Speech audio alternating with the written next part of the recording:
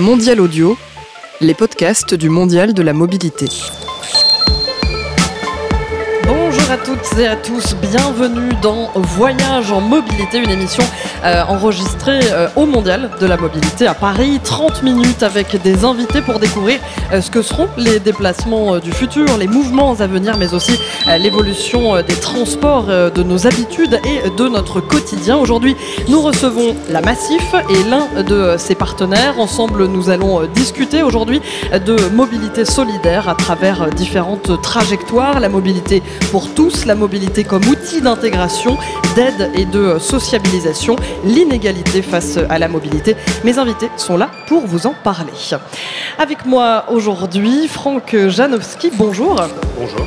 Bienvenue. Alors vous êtes responsable RSE à la Massif. Je tiens à préciser, Massif, premier assureur automobile en France avec plus de 6 millions de véhicules assurés.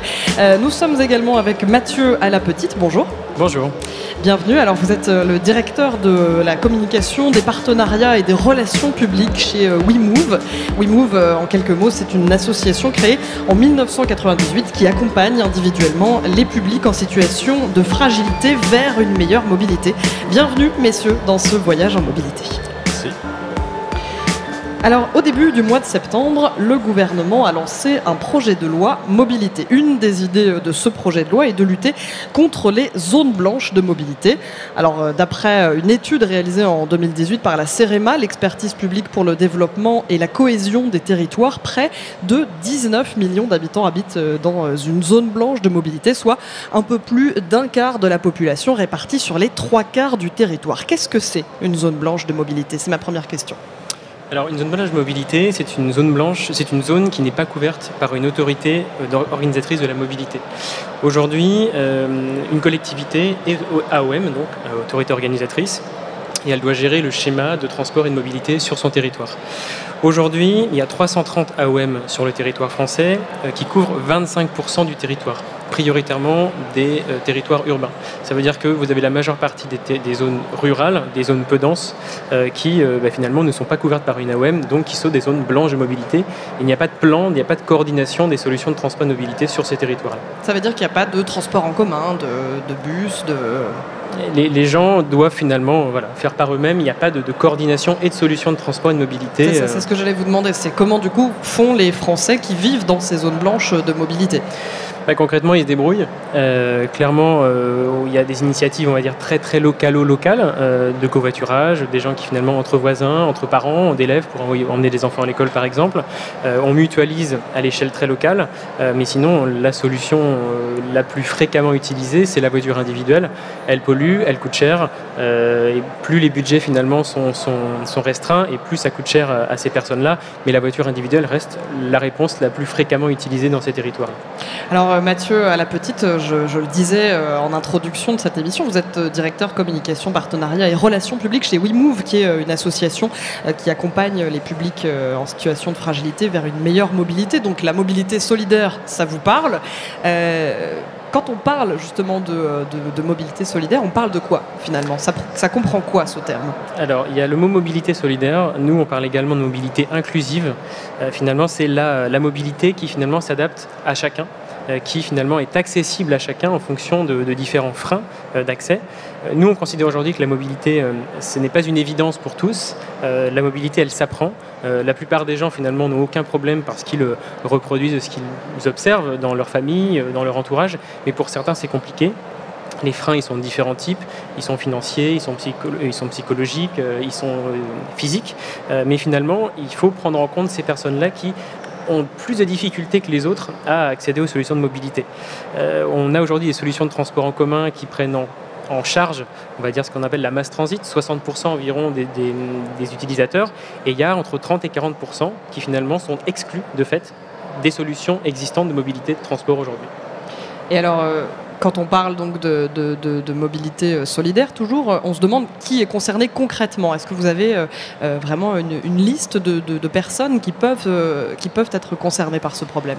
Au risque de me répéter, effectivement, on a tous les publics exclus, les précaires de la mobilité, qui rencontrent différents freins à son accès.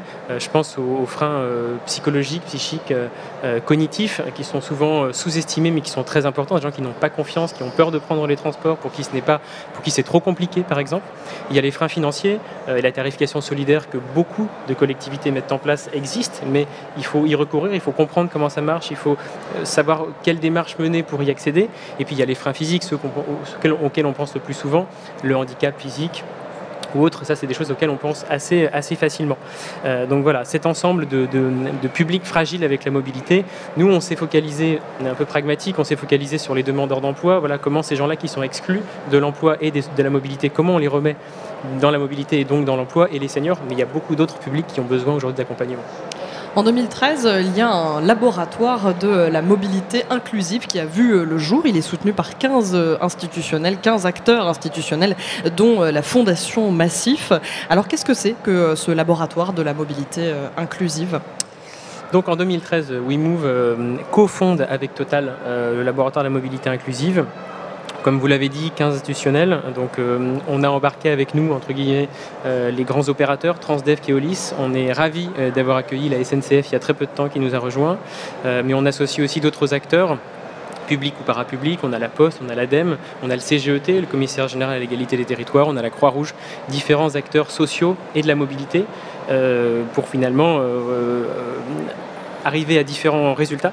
L'idée, c'est d'acculturer un peu les élus, l'environnement à la mobilité inclusive, pour faire comprendre encore une fois qu'il n'y a pas que la mobilité, mais elle doit être inclusive, elle doit vraiment répondre à l'ensemble des besoins. Il y a une volonté de co-construire de nouvelles solutions de mobilité inclusive en associant la sphère sociale, la sphère de la mobilité. Je parlais de la Poste tout à l'heure, pourquoi les facteurs ne seraient pas des conseillers mobilité demain, par exemple. C'est un exemple, une piste. Et il y a aussi cette volonté de mettre des chiffres sur des tendances et des impressions. C'est grâce aux études du LMI qu'on a pu déterminer qu'il y avait 7 millions de personnes, 20% de la population active, qui rencontrent des problèmes de mobilité. Ça, c'est typiquement ce genre de choses qui jusque-là étaient ressenties, que les élus ressentaient sur leur territoire, mais aucune étude n'avait été menée. Nous, on a pu mettre des chiffres sur ces sensations. Et pourquoi, pour un acteur de l'assurance comme la Massif, c'est important de faire partie de ce laboratoire ? Franck Janowski. Oui, comme vous l'avez dit tout à l'heure, la Massif, premier assureur des particuliers avec ses millions de véhicules, doit être à la fois un observateur mais un acteur engagé pour le changement de paradigme de mobilité dans lequel on est en train de vivre. Et donc c'est vraiment une évidence qu'il a fallu intégrer, enfin, c'était pas une obligation, c'était même une envie d'intégrer ce laboratoire. Je crois que maintenant on est carrément à une vingtaine de structures avec l'arrivée de la SNCF. Donc c'est pas neutre, c'est une structure qui est à la fois un think tank et un do tank, donc c'est complètement en phase avec les enjeux de la Fondation Massif, parce que les engagements de la Fondation Massif, c'est tout ce qui est lié à l'innovation sociale, en accompagnant des porteurs de projets novateurs qui répondent aux 5 besoins fondamentaux des personnes, c'est-à-dire mieux se loger, être en meilleure santé, mieux épargner, mieux vivre ensemble et bien sûr mieux se déplacer. D'ailleurs, souvent quand on a la solution pour mieux se déplacer, on arrive à trouver d'autres solutions pour les autres enjeux.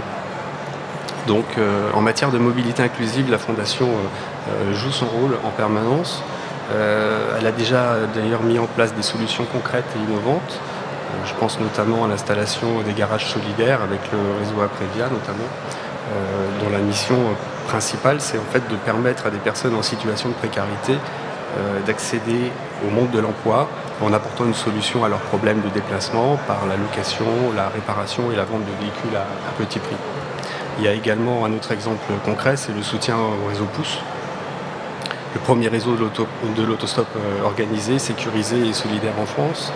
Et je pourrais citer également l'aide à l'assénage dans d'autres villes d'une structure qui s'appelle Tout en vélo, qui est une structure innovante qui propose des déménagements et des livraisons au dernier kilomètre à vélo dans les zones rurales. Voilà. Juste pour que nos auditeurs qui nous écoutent puissent bien suivre, toutes les initiatives dont vous parlez sont à retrouver quelque part, rassemblées sur le site de la Fondation de la Massif. Très bien, c'est dit. Donc vous l'avez dit, Mathieu, à la petite tout à l'heure, le laboratoire de la mobilité inclusive a calculé qu'en tout 20% de la population active rencontre aujourd'hui des difficultés de mobilité au quotidien sur l'ensemble du territoire. Alors c'est quoi avoir des difficultés de mobilité au quotidien, au-delà des zones blanches dont on parlait en début d'émission, et également au-delà des freins? Concrètement, si on doit donner des exemples, qu'est-ce que c'est avoir des problèmes de mobilité au quotidien? C'est finalement rencontrer différentes difficultés d'accès, comme je l'ai dit. Ça peut être très très concret. Quand je parlais de freins financiers, concrètement, je dois avoir une voiture pour aller travailler. La voiture, c'est trop cher. Je ne peux pas assurer l'entretien, je ne peux pas donc aller travailler. Pôle emploi me propose des offres, mais je ne peux pas me rendre sur le lieu de travail. Il y a une solution de transport en commun, mais comme je l'ai dit tout à l'heure, il y a une tarification solidaire, mais je ne comprends absolument pas comment faire les démarches administratives pour recourir à ce genre de droit. Encore une fois, je ne peux pas y souscrire et on arrive à des difficultés, on arrive à des fraudes, on arrive à du non-recours aux solutions, alors que finalement elles sont présentes. Donc ça, c'est typiquement des difficultés rencontrées. Je parlais du frein psychologique ou du frein cognitif. On a beaucoup de seniors que l'on accompagne qui finalement, en arrivant auprès de WeMove, nous expliquent qu'elles n'ont pas du tout confiance en elles et ne se sentent pas capables de prendre les solutions de transport qui parfois passent en bas de chez elles. Et au final, on va jusqu'à accompagner, les conseillers mobilité accompagnent les publics dans le bus, dans le métro, dans le train, une fois, 2 fois, 3 fois, sur un itinéraire donné. La première fois, c'est le conseiller mobilité qui prend par la main le bénéficiaire ou la bénéficiaire. Au 10e itinéraire, c'est plutôt l'inverse. C'est le bénéficiaire qui a pris un peu le lead sur la sortie et qui maintenant est autonome dans sa sortie. Voilà, on essaye un peu d'identifier les freins et d'y apporter des solutions adaptées. Et alors, à qui peuvent-ils s'adresser, ces personnes en situation de fragilité, ou en tout cas qui ont des difficultés de mobilité au quotidien? À qui peuvent-ils aller voir? Et ils vont aller voir WeMove. Donc si on est sur le territoire, juste pour information, donc on a 27 plateformes actuellement sur le territoire national. On rayonne sur 43 zones d'emploi. En 2017, on a accompagné 11 500 personnes. Sur l'aspect insertion socio-professionnelle, on a un taux de retour à l'emploi de 46% sur le territoire, 40% dans les zones rurales, on monte jusqu'à 60% 40% dans les zones urbaines, 60% dans les zones rurales. Concrètement, comment vous n'allez jamais vous adresser à nous directement? On n'est pas des plateformes grand public. Par contre, on travaille avec des prescripteurs. Et je prends l'exemple typiquement de Pôle emploi, j'en parlais tout à l'heure. Quand Pôle emploi, dans son diagnostic d'arrivée, le conseiller Pôle emploi diagnostique que le frein au retour à l'emploi, c'est la mobilité, automatiquement, la personne va être dirigée vers nous et on va faire un bilan de compétences mobilité, on va analyser les freins, on va réfléchir un petit peu à ce que l'on peut apporter à la personne, quelles sont les solutions sur le territoire pour offrir une solution, un parcours mobilité adapté pour retrouver une autonomie. Et outre Pôle emploi, est-ce que vous pouvez nous citer d'autres prescripteurs ? Ça peut être des missions locales pour les publics en insertion, des CCAS, les affaires sociales pour les seniors, des clubs seniors, des EHPAD. On va jusqu'à finalement faire des interventions collectives dans des établissements pour toucher les seniors.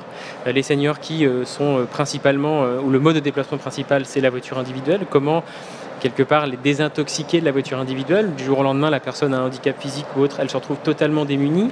Ou finalement, comment c'est des gens qui sont totalement isolés à leur domicile ou dans une structure telle qu'un EHPAD ou un club senior, comment cette personne peut retrouver une autonomie par des solutions de mobilité qui existent sur le territoire. Alors, est-ce que vous pouvez me donner vraiment les étapes précises des solutions de mobilité que vous proposez? Vous m'avez parlé à l'instant des prescripteurs, comme Pôle emploi par exemple, qui peuvent vous orienter vers ces personnes qui ont des problèmes de mobilité au quotidien. Une fois que ce prescripteur vous met en relation, ensuite, qu'est-ce qui se passe en termes d'étapes? Alors, on va faire passer un test mobilité ou un bilan de compétences mobilité. Alors ça, comment ça se passe par exemple? Qu'est-ce qu'il y a dans ce test? C'est un questionnaire choix multiples. Le test mobilité, c'est très rapide. On le fait passer en 10 minutes sur un outil numérique, un smartphone, une tablette, soit sur une plateforme de mobilité, soit directement aujourd'hui chez les prescripteurs. Un conseiller Pôle emploi, dans certains territoires, peut faire passer directement le test mobilité. Ça permet d'aller beaucoup plus vite, on dématérialise l'ensemble de l'accompagnement et le conseiller mobilité WeMove a déjà toutes les informations une fois que la personne arrive chez WeMove. Une fois que le test est passé, on déclenche un parcours mobilité qui va démarrer par des informations, des outils, des briques, on va dire, pédagogiques, des formations. On va apprendre la personne déjà à utiliser les moyens existants sur le territoire, s'ils sont là. Et ensuite, on va, à partir donc, des besoins qu'on aura identifiés dans le test et des freins qu'on aura également identifiés, qu'est-ce qu'on peut apporter à la personne ? On a des personnes qui ont besoin d'accéder rapidement à un emploi, on va lui prêter un vélo, on va lui prêter un vélo électrique, on va lui prêter même une voiture pour pouvoir aller rapidement répondre à une offre d'emploi. On va la suivre sur plusieurs mois par exemple. Pendant ces quelques mois où il va commencer à avoir un salaire, on peut l'accompagner sur un dispositif de microcrédit pour se financer une voiture par elle-même, par lui-même. Donc l'idée, il y a la solution transitoire et il y a la solution de long terme. L'idée, c'est que quand la personne sort de l'accompagnement, elle est parfaitement autonome avec sa mobilité. Et à l'autre bout de la chaîne, du coup, on parlait des prescripteurs tout à l'heure, qui vous orientent vers ces personnes qui ont des problèmes de mobilité au quotidien. À l'autre bout de la chaîne, vous êtes en lien aussi, j'imagine, avec différents acteurs de la mobilité. Comment est-ce que ça se passe ? Est-ce que c'est les acteurs qui viennent vous solliciter ? Est-ce que c'est vous qui allez les chercher ? Quand on arrive sur un territoire, donc on a contractualisé avec une collectivité, on prend environ 6 mois pour faire un diagnostic du territoire. Le diagnostic, il sert à identifier les zones d'emploi, les zones d'activité. Il sert à identifier où se trouvent les services publics sur le territoire, les zones également où il y a potentiellement une forte demande des publics fragiles, je pense aux quartiers politiques de la ville et autres. Voilà, comment ces personnes-là, on va pouvoir les aider. On positionne la plateforme de mobilité, le lieu physique, à un endroit, on va dire, pertinent. On va fédérer donc des solutions, on va identifier les prescripteurs, on va fédérer les solutions. Et ces solutions-là, on va les identifier pendant le diagnostic du territoire. On va monter un comité de pilotage avec les prescripteurs et les solutions. Et dans les solutions, ça peut être très large. Ça va de l'opérateur de transport historique, Transdev, qui est au Lys par exemple, mais ça va aller jusqu'à la petite association de quartier qui prête des vélos à tarif solidaire. Et au final, on essaye de faire un ensemble de solutions pour que le bouquet de solutions soit le plus adapté possible à l'ensemble des situations. Il y a une solution, il y a peut-être des solutions, il y a peut-être un vélo qu'on va prendre pour aller prendre le train pour ensuite aller accéder à un emploi. L'idée, c'est d'avoir le plus de solutions possibles dans son bouquet pour apporter les solutions les plus adaptées au public. Et comment vous, la Massif, Franck Janowski, comment la Massif prend en compte cette problématique de la mobilité solidaire ? Qu'est-ce que propose la Massif ? Concrètement, elle est sur le terrain au niveau des territoires dans le cadre de la mobilité, à la fois comme premier assureur à avoir proposé des solutions de covoiturage et d'autopartage. Et donc ça, c'est pas neutre, que ce soit le réseau Gomorre, que ce soit le réseau Cities pour les collectivités de plus de 100 000 habitants et ainsi de suite. On essaye de trouver des alternatives à la mobilité. On essaye aussi, dans le cœur de métier du groupe Massif, de répondre à cette difficulté de mobilité par des offres et des produits et des services auto en relation avec nos sociétaires et avec des choix intelligents dans nos partenariats. Donc, dans notre offre et produits et services, par exemple, ça se traduit par une garantie d'assistance adaptée et spécifique pour les véhicules électriques en panne. Ça se traduit également par l'assurance sans surcoût des batteries des véhicules électriques. Également, on a trouvé une solution pour tout ce qui est mode multimodal. C'est de proposer un contrat de garantie accident corporel, quel que soit le mode de mobilité. C'est-à-dire que notre sociétaire, l'assuré et sa famille, est assuré corporellement, quel que soit son mode de mobilité, qu'il soit en situation de covoiturage, qu'il soit covoituré, qu'il soit à vélo, en patin à roulettes, quelle que soit sa situation de mobilité, il est en permanence assuré. Et donc ça encourage ces formes de mobilité. Même en patin à roulettes ? Oui, également. C'est bon à savoir. Voilà. Vas-y, pardon, je voulais pas vous couper. Donc ça, c'est le premier axe en fait de l'apport de la Massif pour ces changements de mobilité. Ça se traduit concrètement également par la réalisation de cafés mutualistes sur le territoire. C'est-à-dire que concrètement, dans un vrai café, on va essayer d'inviter un maximum d'assurés, de sociétaires, pour pouvoir débattre sur la thématique de la mobilité, sur la mobilité douce, sur comment essayer de trouver des solutions aux déserts de mobilité, en présentant, et souvent en partenariat avec WeMove d'ailleurs, France entière. On essaye de sensibiliser tous les publics à ces différentes sources de mobilité possibles. Et enfin, par nos partenariats, je vous l'ai dit tout à l'heure, en accompagnant beaucoup de structures du type Réseau Pouce, Gomor par exemple, le réseau Cities et tout ce genre de partenaires qui peuvent encourager les différentes formes de mobilité, même dans des zones blanches, justement. Est-ce que vous auriez, tous les deux, qui êtes des acteurs vraiment de la mobilité, et notamment de la mobilité solidaire, est-ce que vous auriez des exemples vraiment précis, on va dire, de personnes en situation, en difficulté vis-à-vis de cette mobilité, avec qui vous avez travaillé et que vous avez réussi à aider?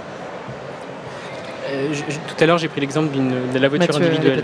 Donc cette fois, je vais changer de support, de réponse apportée. J'étais à Bordeaux il y a quelques semaines, sur la plateforme de Bordeaux. Donc là, on n'est pas sur une zone blanche. En plus, on est vraiment sur un territoire avec... c'est une AOM, il y a des solutions de transport, des solutions de mobilité. Vous entendez, voilà, normalement, il ne devrait pas y avoir de problème. Exactement. Et j'étais avec Léo. Léo à 62 ans. Il a rejoint sa famille, son fils, qui lui était à Paris. Donc il rejoint son fils qui est à Bordeaux. Et il se retrouve démuni. Il a eu un AVC il y a 3-4 ans, donc il est handicapé physique. Et finalement, les solutions, il ne les connaît pas, il ne les comprend pas, ça l'impressionne beaucoup. Et en plus, physiquement, il se sent un peu empêché de prendre les solutions. Donc là, comment on fait? C'est finalement grâce à un prescripteur qu'il est arrivé chez WeMove, formation au transport en commun. Donc formation théorique puis formation pratique. On l'a également accompagné sur les dispositifs solidaires parce que donc, comme ça il a pu payer moins cher ses solutions. Et ensuite une conseillère mobilité l'a accompagné sur 5 ou 6 je crois itinéraires pour reprendre confiance. Aujourd'hui il était passionné d'art et passionné de musée. Il va au musée, je crois, tous les jours avec les transports en commun, avec les bus de la métropole de Bordeaux, ce qu'il ne pouvait pas faire 6 mois plus tôt. Franck Janowski, est-ce que vous avez un exemple à nous donner? Oui, on essaye d'accompagner également la mobilité dans des sujets justement liés à l'art. Et en partenariat avec WeMove, on a mis en place le 27 septembre dernier, je crois, justement une initiative pour faire profiter à des personnes en situation de précarité à des visites du Musée de l'Homme à Paris, des personnes qui se trouvaient en banlieue parisienne. Et donc on les a rencontrés dans un pôle emploi à Daumont dans le 95. Et donc autour d'une table, on a expliqué comment on allait pouvoir être capable de se déplacer pour aller au musée à Paris.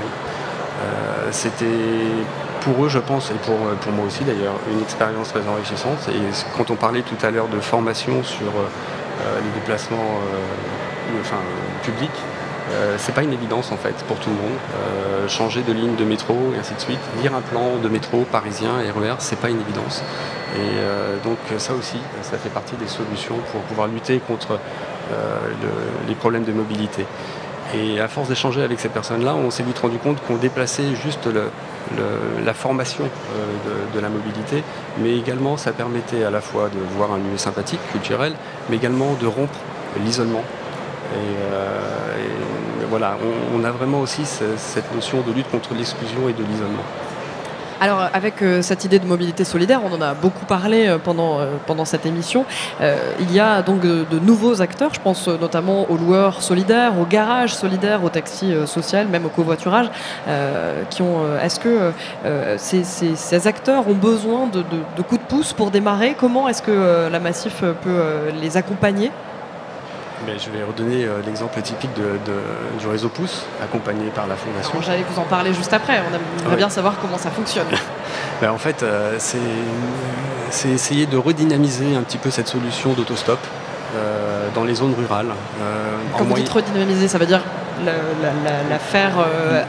la promouvoir, l'encourager, voilà. La sécuriser. Et ça marche très bien.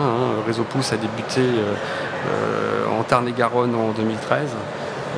juste dans une petite ville qui s'appelle Moissac, une petite commune qui a donné ses premiers fonds pour pouvoir mettre en place ce réseau d'autostop bénévole. Pourquoi là-bas, si je peux me permettre? Parce que c'est les premiers à avoir... l'inventeur habitait là-bas, tout D'accord. simplement, et il s'est dit il y a quelque chose à faire pour essayer de redynamiser l'autostop sécurisé. Donc c'est simple, hein, vous avez une application, vous êtes soit un autostoppeur, soit vous êtes un conducteur solidaire qui souhaite jouer le jeu de la démarche. Donc on a aidé cette start-up quelque part à se développer et ça prend beaucoup d'ampleur, hein, puisque maintenant on a une 60aine de collectivités qui ont souscrit à la démarche. Ça règle vraiment une solution de mobilité à la fois pour les jeunes qui parfois sont dans des habitations isolées pour se rendre au lycée, au collège, ou des personnes assez avancées en âge aussi qui ont besoin de se déplacer mais qui veulent aussi un réseau d'autostop sécurisé. C'est généralement pour des distances en moyenne de 10 km. Ça dure pas plus de 10 minutes en moyenne et ça marche très fort. Pardon. Une attaque de micro en fin d'émission, c'est toujours impressionnant. Pour conclure cette émission qui malheureusement touche déjà à sa fin, ça passe vite, l'inégalité face à la mobilité, messieurs, pour vous, quels sont donc les acteurs finalement? Si on devait conclure, quels sont les acteurs qui peuvent lutter pour cette mobilité solidaire? Je vais faire une réponse assez vaste, mais j'ai envie de dire tous les acteurs. Aujourd'hui, on a des réponses qui sont souvent en silo. Tiens, on va aider ici les demandeurs d'emploi. Tiens, ici, on va aider les seniors. On va faire un transport à la demande que pour les seniors. Je pense que l'enjeu, c'est vraiment de pouvoir tout mutualiser. De mettre autour de la table les acteurs de la mobilité, des transports, les acteurs sociaux, et vraiment de mettre tout le monde autour de la table et de mutualiser les solutions pour les rendre inclusives et surtout les rendre mutuelles. Pourquoi un transport scolaire ne pourrait pas emmener des seniors de la zone rurale à la grande ville qui est juste à côté? Donc il y a vraiment un enjeu à mobiliser tout le monde et à les mettre autour de la table et de les faire travailler ensemble. Franck Janowski, qu'est-ce que vous en pensez? Oui, j'aurais tendance à répondre à peu près la même chose. Hein.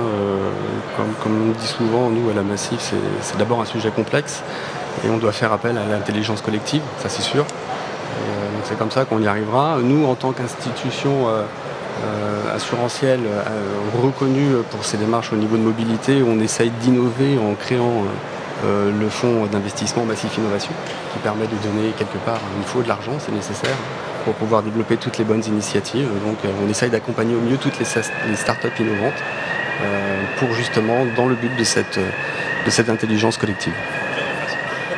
Et donc, qu'est-ce qui manque en fait? Il manque vraiment uniquement cette mutualisation des savoir-faire, j'ai envie de dire. C'est aujourd'hui une vraie problématique. Aujourd'hui, on est face à des départements qui gèrent les compétences sociales, les régions qui gèrent les compétences de transport.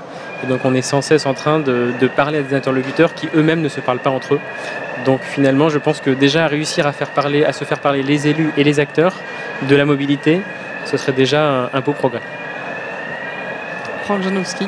Non, je suis tout à fait rien à ajouter à ce mot de la fin. Eh bien, c'est ainsi que se termine ce voyage en mobilité. Merci beaucoup, messieurs. Merci à Franck Janowski, je rappelle, responsable RSE à la Massif. Merci d'avoir été avec nous. Merci également à Mathieu Alapetite, directeur communication, partenariat et relations publiques chez WeMove. Voyage en mobilité, je vous le rappelle, est une émission à retrouver sur le site mondial-paris.audio, à retrouver également en podcast sur votre application préférée. Il vous suffira juste de taper Mondial Audio dans la barre de recherche. Nous sommes aussi présents évidemment sur les réseaux sociaux. À bientôt pour un nouveau voyage.